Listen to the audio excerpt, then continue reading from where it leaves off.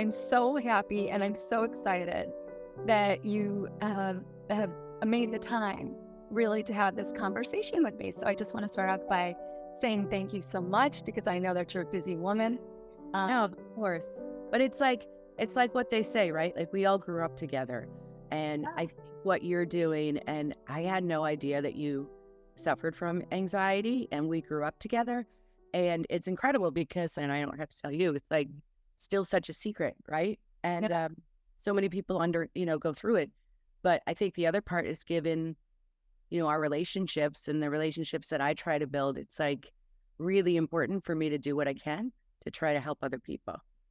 Well, what a champion you are for these efforts. And I've had this idea that I want to do something more than just be in one room with one person and do something creative. And I thought, I really want to celebrate people who are advocates of mental health and mental well-being. And you are just one of the first people that really popped into my head. So as I understand it, you created SpeakWell. Yes. This is an organization. First of all, you're a professional speaker and a communication advisor. Yes. Yeah. And you created SpeakWell, which is an organization for helping children overcome stage fright and master public speaking. But from my perspective, it's about more than just that. It's absolutely global.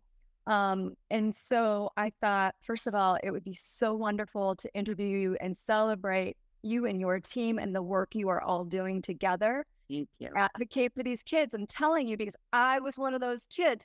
In fact, I may still be one of those kids. I'm telling you, my husband and I were in Italy and we were giving a presentation and I had to cut the presentation short because of my nerves. Yes. Wow. And this was in 2019. And so I did a little research and I looked at your website and I believe, is it Eamon? Is that your oldest son? Eamon is my oldest and Finn is my youngest. Yeah. Your youngest. Okay. So I saw Eamon give that TEDx speech. And you watch it? Oh, I only watched a portion and I was looking and trying, like, where's the whole speech? I want to look and I want to see the whole speech. But he was such an inspiration to me because in the back of my mind, I've always thought, it would be really cool to do a TEDx talk. And I thought, how am I ever going to do that? But Eamon did it and he serves as an inspiration to me. So I'm like, maybe if Eamon did it, maybe I can do it too. Well, you can, and anyone can. And I'm going to tell him that. Hold on. I'm going to turn on the light. It got suddenly dark in here. But I am going to tell him that when he gets home from school. And, because those kids, Eamon, and I'm still talking, even though I turned the light on, him and all of those kids. I mean, it was interesting because the whole program started with me because I had been a speaker, because I had given a TED Talk, because I coached executives on communication. I mean, that was my first company. And then, Eamon, who was an athlete and a really good student, had stage fright ever since he was little. So talk about the cobbler's son has no shoes, right? And then I thought, well, I'm not great at baking cupcakes, so this will be my mom contribution, and I'll go in and maybe provide some public speaking tips and help the kids with speaking. And this is something that I say all the time, and this probably you can relate to, like everybody can speak. You and I are sitting here having not seen each other. We're going to have a great conversation. Yeah. It's really about the fear of being judged. So something happened in our lives, and usually when we're younger, right, that prevents us from sharing our voice. But what happens is that kind of just escalates into a bigger and a bigger ball. And we know as we go through sort of the journey of life, other things that happen that silence us or make us feel a certain way about ourselves. And then what we don't know how to do is process that. And the speaking bit is just a manifestation, right? Having had anxiety, there's a number of other manifestations that come out when you go through anxiety or traumatic event. So that the class started out with it, like just public speaking. And I just told that story yesterday, I think. It was the third class where they just wanted to learn so much more. They had so many more questions. There were so many more concerns. We're dealing with Generation Z who, when you think about it, like they've never known their lives without a cell phone or social media or the threat of things being caught, and shared on the internet, right? So in this critical development period of these lives, they have all these kind of threats. It's like a threat to sort of grow up in the world that we've created. And the other thing that occurred to me is that the lack of conversation that we all have, right? Because of texting and social media and this and that, that's not a real conversation. And that's not how real things happen. And so that, you saw that story yesterday. So that's how kind of the curriculum grew to mindset and focus and overcoming fear and valuing yourself. I mean, all the things that you were talking about. And because you need those things in order to thrive at life, right? You become a good speaker after you, and it's not like you have them and it's done. It's an ongoing process. So that's how it developed. So then it went from 9 kids to over 1,000. We started doing all sorts of camps. And now, this is crazy, we've been asked by higher education institutions, so universities and business schools, to teach SpeakWell, because kids are getting to the college level and they need these skills. And we've been asked by companies, international companies, to do the SpeakWell program. Wow. So it started with these 9 kids, the OGs, my original gangsters. Yeah. So it's been an incredible journey. And it was, like you said about Eamon's speech, inspiring you. Yes. Never in a million years, ever, did I think this ragtag motley crew of 12-year-old kids would so inspire me to be in a completely different career. But here we are. Here you are. Here you are. And, I think that one of the words that popped out to me in my mind as I was considering what you're doing is connection. And when I reflect back on my own life, my dad had bipolar disorder. We didn't know what that was. No one had a label for it, at least that I knew back then. And so there's a lot of chaos in the house. And not, it wasn't his fault. He didn't ask for that. Right. But the reverberations of that illness led to consequences for me where I just wanted to dial myself down and not be seen. And, now being a clinical psychologist, and I think that's why I went into psychology, was like, what happened to me? What was that, Yeah. I realized that I was in fight or flight a lot. And so when you consider that fight or flight, that's to escape a threat. And you're not wired for connection during that time. And so when I reflect back on my upbringing, God, there were so many wonderful aspects of it. It's not like it was all one thing. Just like in life is never just one thing. Right. Exactly. But I realized that I wasn't available for connection. And I recall in vivid detail, one day, it just was like I couldn't speak in front of the class. And I remember, we would go up and down the rows, people taking turns to speak. And honestly, I was losing my mind under those circumstances and could feel the, blood pumping in my ears, and I didn't know what was happening to me. Mm-hmm. Didn't understand it. And then I also realized that not being available for that level of connection didn't allow me to develop relationships in such a way that I felt safe, and I was just not me. Yes. So I couldn't be me. Yes. And then it escalated into avoidance. I'd go to the girls' bathroom, I'd feign a sore throat. I was working so hard to try to just like keep my head above water. Survive. Correct. Yeah. Correct. No one knew. I didn't know how to talk about it. And I don't know that the teachers were necessarily equipped during that time of us growing up, Yeah. No, I agree. So I toughed it out. I remember when Paul and I got married and we went to practice right away. And, I said to him, just count me out of the public speaking area. I'm not doing that. And so he started marketing himself and his client load started going up. And my client load wasn't going really anywhere. Oh, this is not okay. And so I forced myself to give a presentation. And I remember it became psychosomatic, like my back started to ache. And I thought to myself, all right, listen, if I have to crawl up on that stage, it's happening. Yeah. My body is just trying to protect me. Like that's what my body is trying to do. But in the grand scheme, it wasn't really protection. It was more of a safety net. Yep. And I just forced myself and continue to put myself in speaking engagements, which I do. And for the first minute or two, it's a bit of a roller coaster. Yeah. But, I would say I've gotten beyond that, but I still have a lot to learn. So that's one of the reasons why I'm happy to be speaking with you, because it sounds to me, though, as though, Patty, you have a number of techniques that you employ to help facilitate kids being able to own their voice. Can you talk a little bit about that? Yeah. Well, first, let me say, I didn't know your story, and I am so grateful you shared that with me, because the more we share our real stories and have real connections, the better it is for everybody, right? You've got to own your story. You've got to own yourself, right? You got to be good yourself. And we say this all the time. You got to believe in yourself to be the best you can for other people. Correct. So fill up you. Yes. And then you can help fill up others. It all starts with us, right? Because you've got to, and people talk about sort of self-care, and it almost becomes like a soft thing, but self-care is not a soft thing. It's really about, how do I not just get my nails done or take a hot bath, but what do I need to build and fill up that tank, right? What are the exercises I need to do?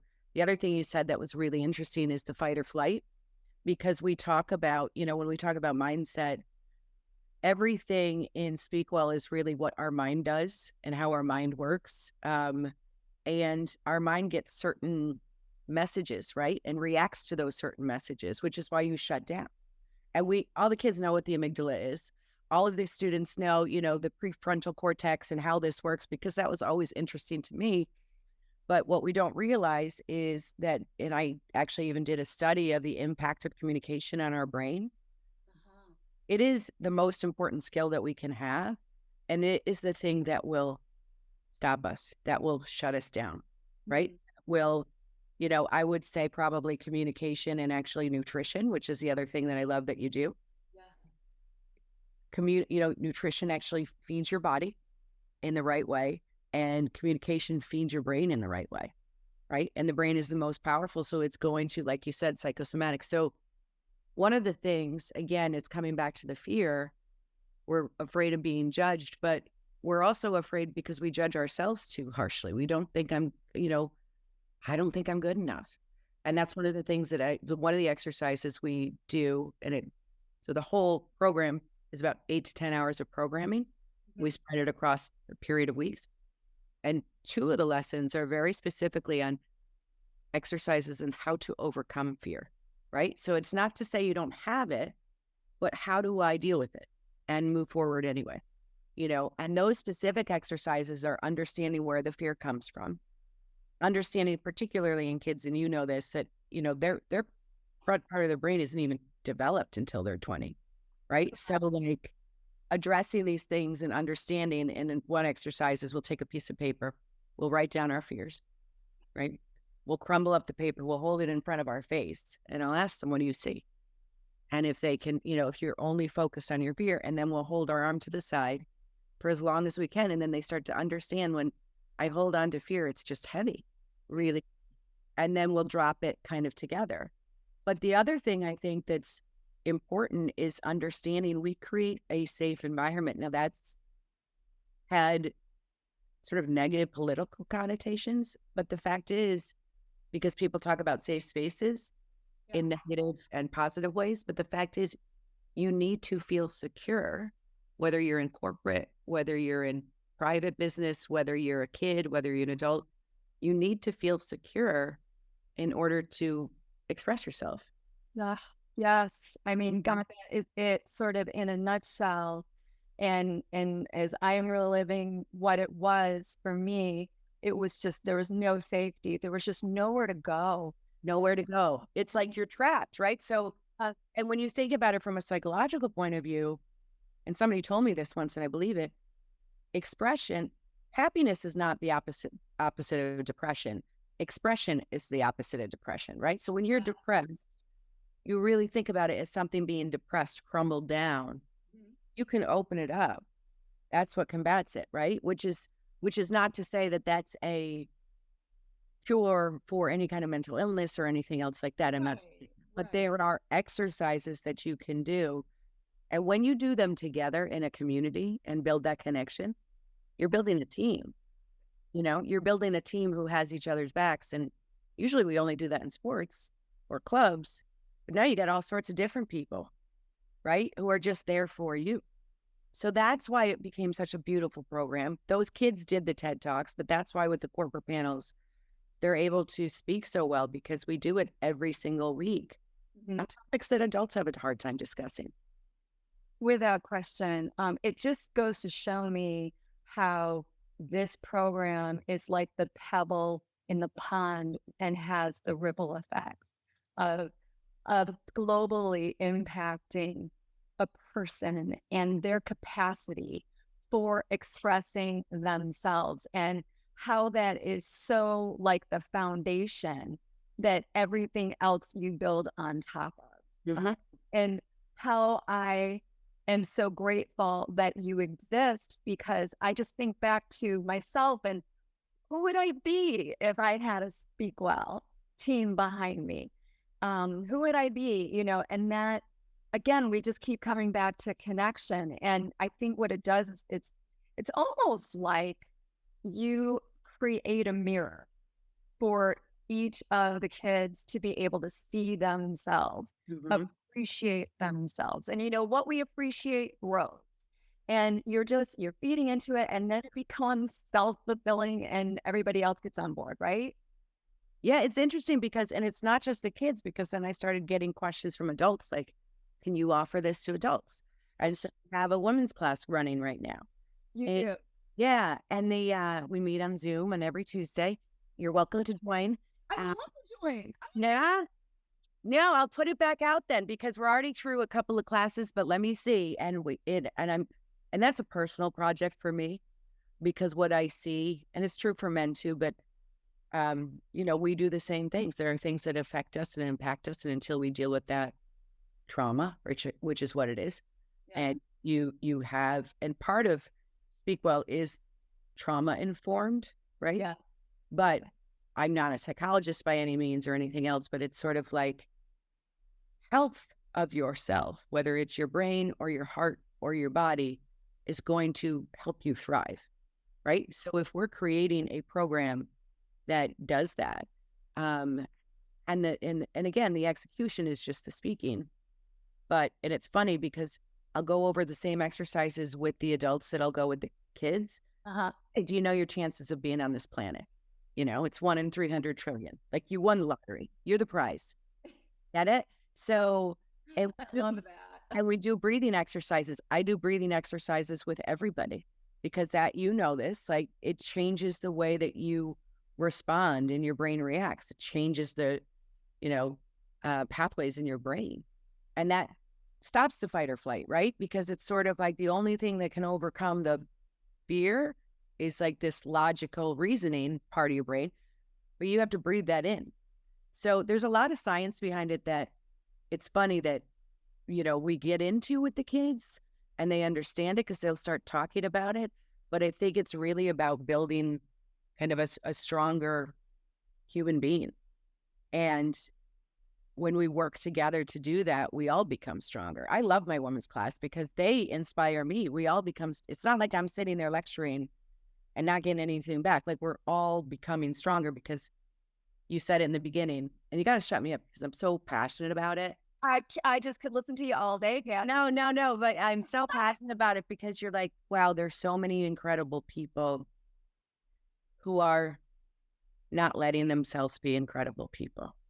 And that's your responsibility to the world.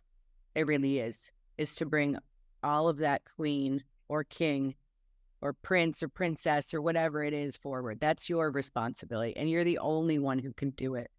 So I feel like in community and in connection, that's our powers in ourselves, and then the people that we're with. right? It's amazing. It's just amazing. And so you've mentioned that you've gone beyond just working with the kids, and now there are organizations and adults that are saying, "Hey, can you teach this to me?" And so, is there anything different that you're doing with them than what you do with the kids? So we level it up. So it's funny because we've had several athletic organizations. One I'm actually doing this summer, and the guy trains kind of D1 prospects and athletes. Uh huh. He wanted to speak well in the communication part for that. So we sort of level it up on who the audience is, Yep. and we'll level it up at the college level. And then we're looking at training some communication and deans at one big university, Mm. but we'll level it up. You know, we've basically developed, it took us 2 years to develop the full curriculum because we're kind of testing it with the kids. It really kind of developed from the kids and what they needed, and then worked with other people and psychologists and coaches and educators and parents and kids. Like, what is it that we need to do here? And now we're testing and leveling it up to the university level, but the core messages and the core lessons are the same. It's, again, mindset, focus, resilience, belief in yourself, confidence, communication. And the communication part, rather than just come in and say, here's how you speak, right? Do this and don't do this, and do this and don't do that, because that doesn't make a good speaker. Mm. Coached executives for like 20 years. If I just handed them a bunch of bullets and gave them a paper and said, read this and do it, that's not how you're going to get the best out of someone. So we do cover the speaking parts. Like last night, we were doing verbal and nonverbal communication. Right. So we cover that, but the basic lessons are the same because we all need to learn and practice the same things, and we don't learn them in school. That's the thing. We do not learn these skills in school. Like, I understand there's a public speaking class, but what you're talking about is far more in depth. And what's interesting, like what just popped into my head, was that a person's individual challenges will come out dependent upon what it is you're, giving the instruction on. Okay, we're going to do this thing. And it just must be such a joy to watch the evolution of these individuals being able to overcome that challenge, and to have not it just being a one-on-one kind of thing, but to have the group behind them. I mean, like, that to me is the glue. There's nothing, Kerri, there's nothing like it. First of all, there's nothing like seeing a child do something they thought they couldn't do. Yeah. The pride in that. And not all of the kids had stage fright. I mean, the whole program is, if you want to get stronger in whatever it is that you do, right? And so it's hard to articulate in sort of your 3-sentence marketing things that people use. But what was really the most beautiful thing is those original students, my OGs. Several of them have volunteered to come back and mentor the younger kids. Oh, God, it's so good. On the SpeakWell portion, because what they realized, and a lot of people said, they'll understand when they're older how important this is. And the kids are like, we understand, we understood and got it right there. It made us better the next day. And so now these are teenage boys and girls, which, don't want to have a lot to do with adults, but they're volunteering to come back. And I mean, they blew up my phone when we did the panel the other day. They're volunteering to come back and help teach SpeakWell. Wow. Isn't that incredible? So you're facilitating them being teachers. Yeah. Of the thing that was stopping them. Yeah. It's not, I mean, in my mind, and I certainly didn't set out this way. It really became a purpose, but it's not a program. It's a purpose, and it's a movement. It is a movement. I think that is very well said. And again, the reverberations of your desire to help Eamon and be there for him just started something. And there's a quality of, I was talking with Nancy George Michelson of the READ program. Are you familiar with READ in New York? No. Oh my God. So we got to talk about this. It is reading education utilizing pet therapy to facilitate children's literacy ages K through third grade. And they have to deal with New York City Library, where they show up every week, same teacher, same dog, and the student reads to the dog. And then it's it's so amazing. And so they lose all sensation of being judged. Certainly the dog is not going to critique them and say, oh, you pronounced that word wrong. But they build. And same kind of situation where Nancy was telling me that a little guy that she had worked with from Brazil who knew no English, parents were at fellowship at one of the hospitals, and she worked with him extensively. And then they left because their fellowship ended. And many years later, she said, this man walked in the room and said, I'm here for my 3 o'clock appointment. That was him. It was That's fantastic. Oh, I love it. But I think it's those stories too, it's like, I remember when a student first told me, like, you changed my life, or I love this program, or the parents will say, who signed them up first because they wanted public speaking. And I think we've had, out of the entire 3 years, one kid not be able to come back in because he moved away. And I think that and they'll say, my kid just wants me to sign him up again. I don't know. He just said, this is what I'm doing. Don't forget to sign me up for that.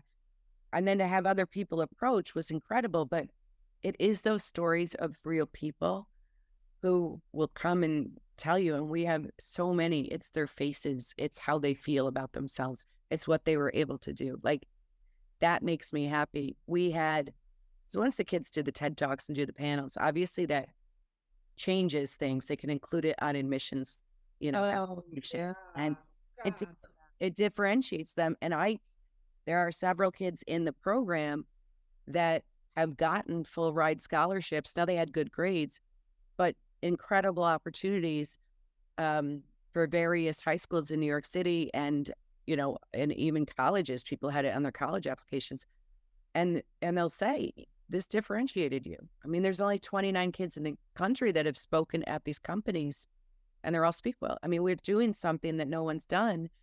And so it's incredible, because that's the fancy sort of bit that people are impressed by.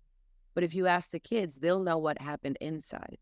But that outside couldn't have happened before the inside did.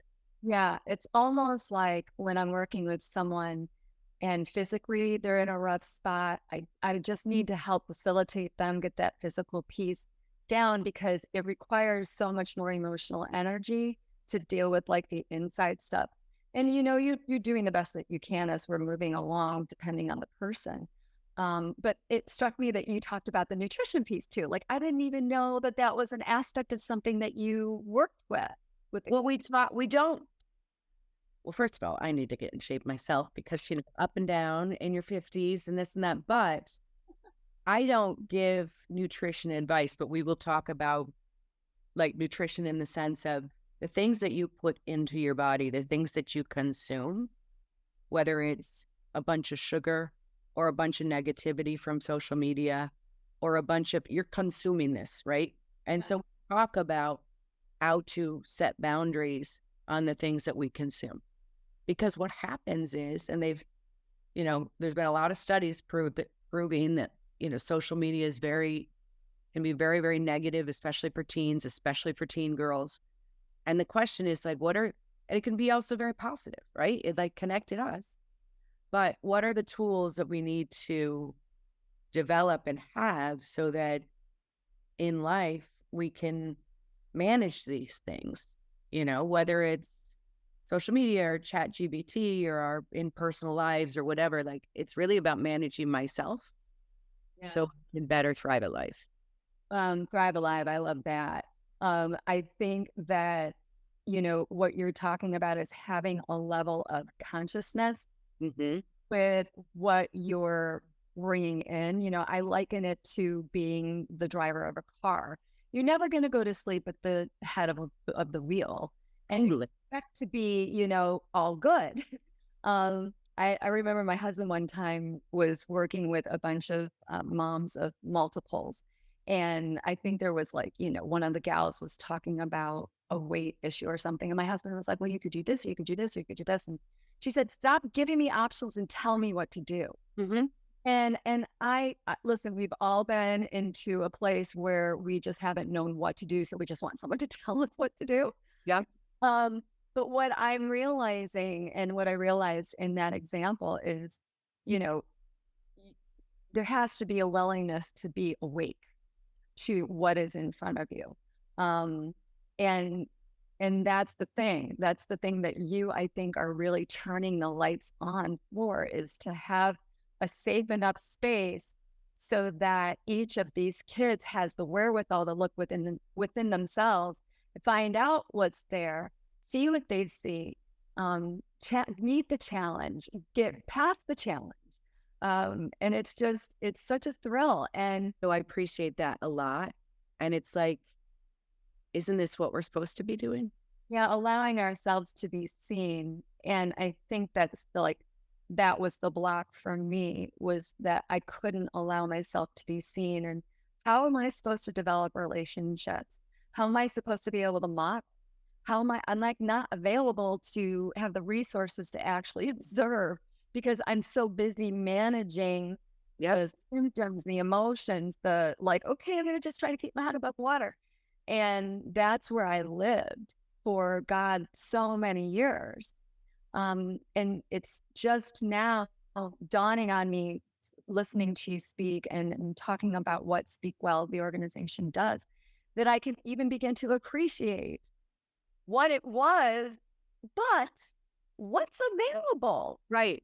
What's possible. And like when the floodgates open, they really open, right? Once you get it, because could you imagine if you were that young girl today? Oh my God.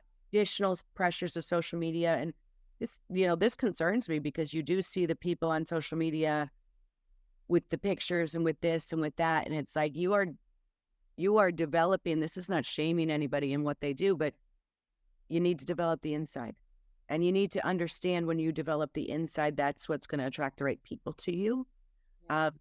But the pressures of social media, it's like when we were younger and you'd read a beauty magazine and think, how does she look like that? And it made you feel, right? And it made you feel worse about yourself. Well, now you've got nothing but fake beauty magazines around you 24/7. Yeah. Right. So I love that you're saying that. I think that I love the program because I love to see what it's done for people. And I actually love when adults say, with these colleges, with these universities, with the companies, like, we need better communicators. And it's like, I liken it to like a sports game. Let's say you were going to say, we're going to go play a basketball game this weekend, right? And you're going to have to win. But nobody was taught the core skills. Nobody knows where the basket is. Nobody has practiced. How do you win if you're not taught those core skills? And those core skills are communication, but it's also leadership. It's all the things that you need to, whether you're running a company or running yourself. Or running a family. Yeah. Oh, man. I mean, everything. Just so many elements. My gosh, that it's, I'm a multitasker. When you're a mom, I imagine you like to be a multitasker too. And the idea of just like doing this program and hitting like 9,000 things all at one time must be like so satisfying to you. It is satisfying, but I will tell you, it's not like I have all the answers. I mean, and that was the funny thing about that third class, because they're looking at me as if I had the answers. And I think that's a really important part of it, us being willing enough, because it takes courage to be vulnerable. Yes. For me to stand in front and be like, well, guys, what are you looking at me for? I don't have all the answers.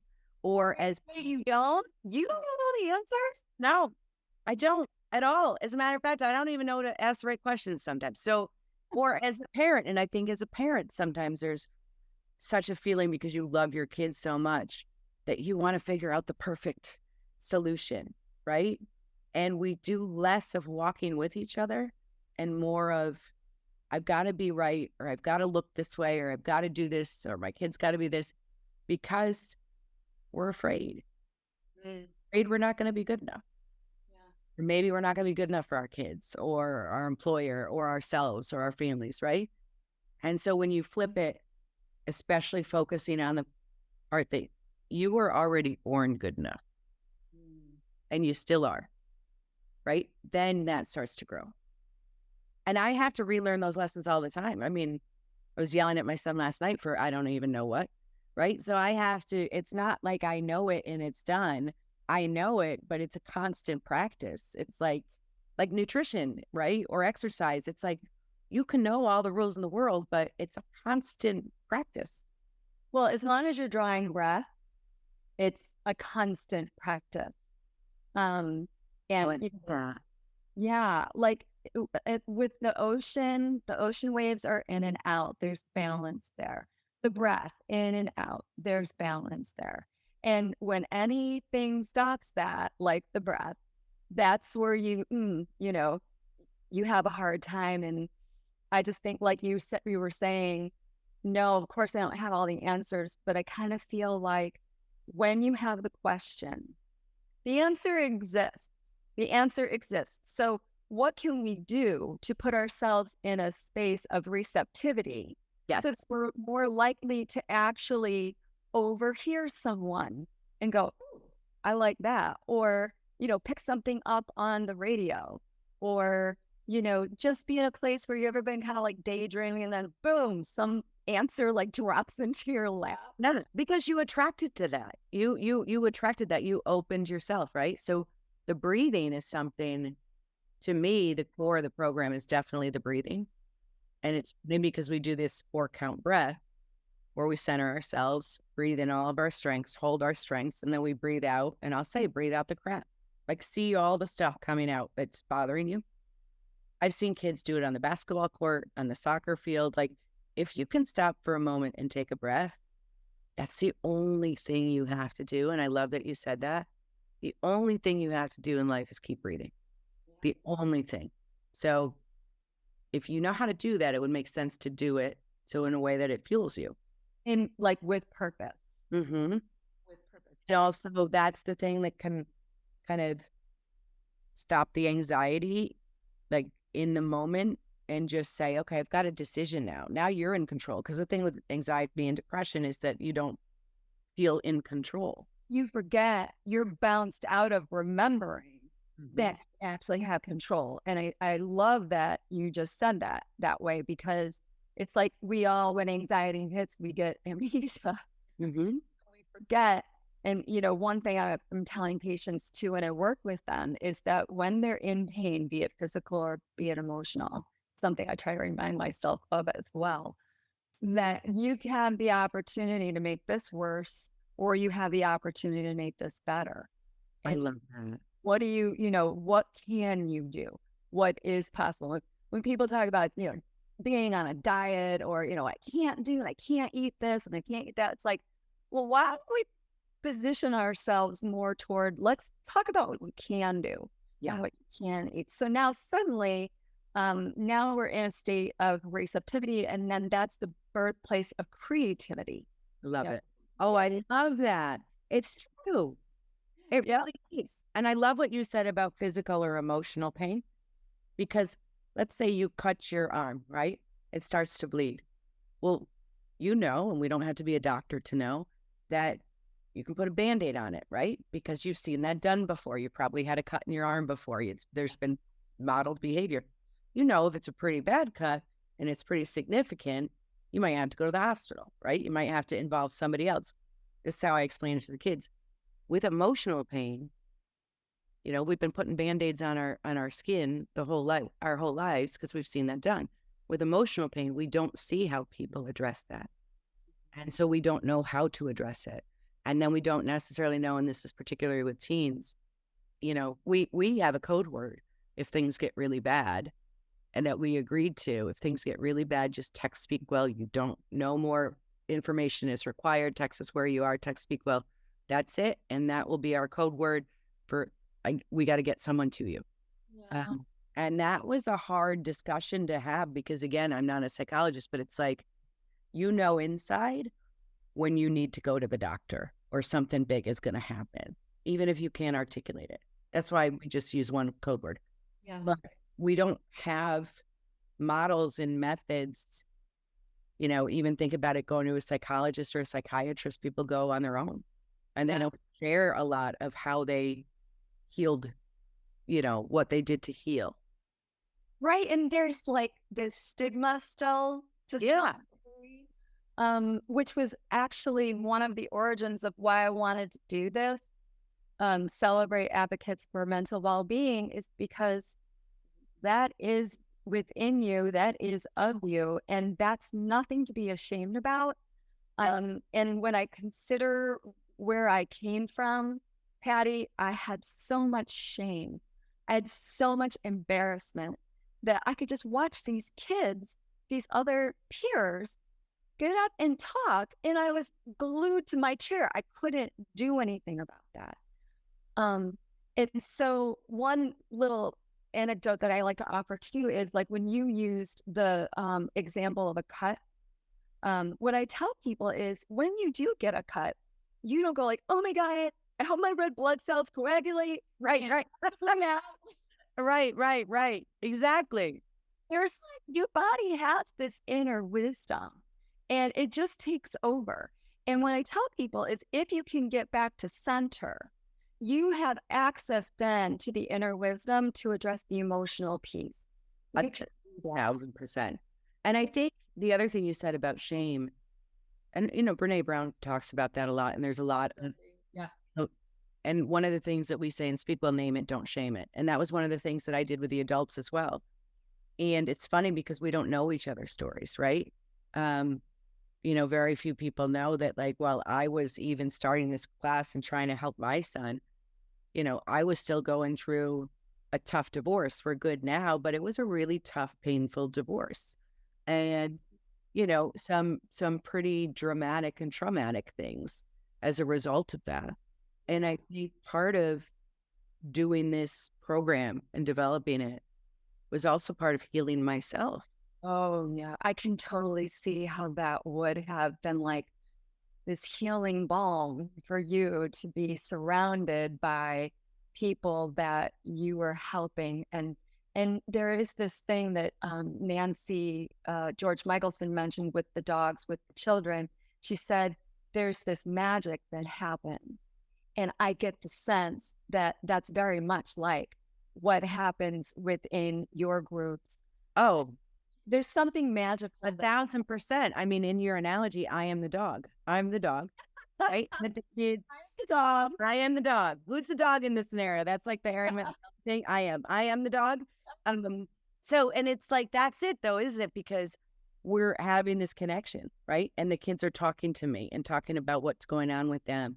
And I can help them, right? But in a professional manner or a personal manner. But it was really, they gave so much to me. And now that we're scaling and growing the program, any instructor that comes in will say the same thing. And when we do the panels, all the panelists, and they're well-known people. We did the one with Amy Hargreaves from Homeland and the CFO of the bank. And, these are all friends of mine, and the head of the Gorilla Prince Athletics that I told you about. So they're all in, another executive, Sabrina from the bank. And, they're all seasoned pros, right? Successful people. Yeah. Everybody is always blown away by the kids. Always. And it's like, because I think we once remember that's who we all were before things got heavier, before baggage was, tossed on our shoulders. And it's a really beautiful thing because I know that the adults are going to inspire the kids and everybody else. And I know their positions and what they do is going to inspire everybody. But to me, and this is another lesson we say in SpeakWell, I don't really care what you do. I care who you are. Correct. And I could care less whether you were, a chief executive in a company or a well-known celebrity or athlete or person or anything else. What I care is about who you are, because that's what really connects people.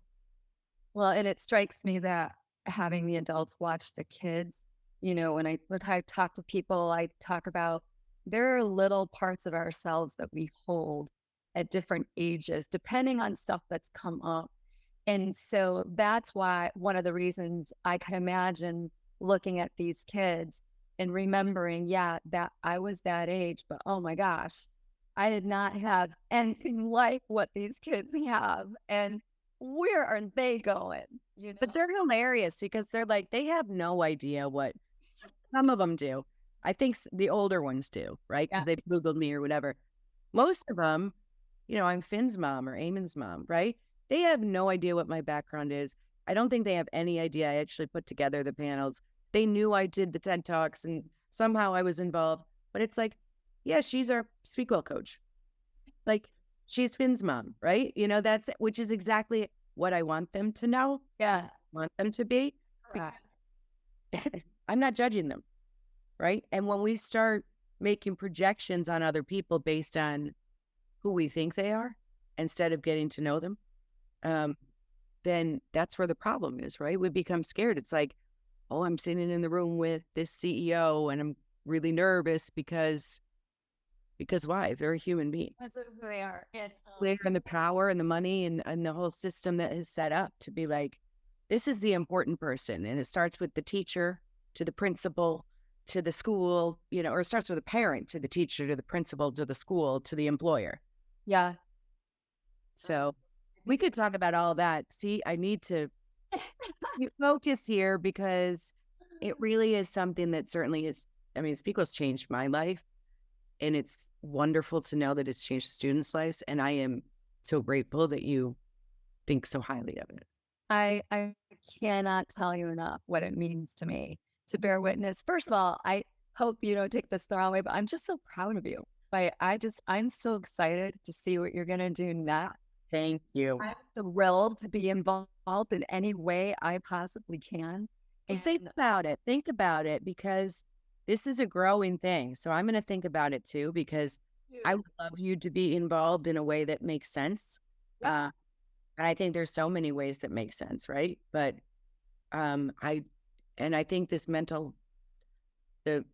let's just say health part, the health, right? Because it's health of your emotions, health of your body. I mean, you could include anything. I mean, that goes back to Maslow's pyramid of needs, right? You've got to have your basics in place in order to be able to thrive. Otherwise, you're just working on survival, right? Yeah. Or if you have a body that can't, you know, doesn't have enough nutrients in order to just operate on a daily basis, you know, it will just be survival. So I love it. I love it. I love it. That's a long way to say I'd love it. Oh, well, I love that too. I do. Well, I'm going to close with thanking you profusely for this time. And I want you to know how much the conversation has meant to me. What a thrill it is to be here 30 years later. I mean, who would have thought? I know. I love that. Like, I love that we're just talking like we just saw each other yesterday. 1,000%. Yeah, that's connection, isn't it? That's real connection. All right. So good to see you. And I will talk to you soon. Thank you. Oh, bye-bye.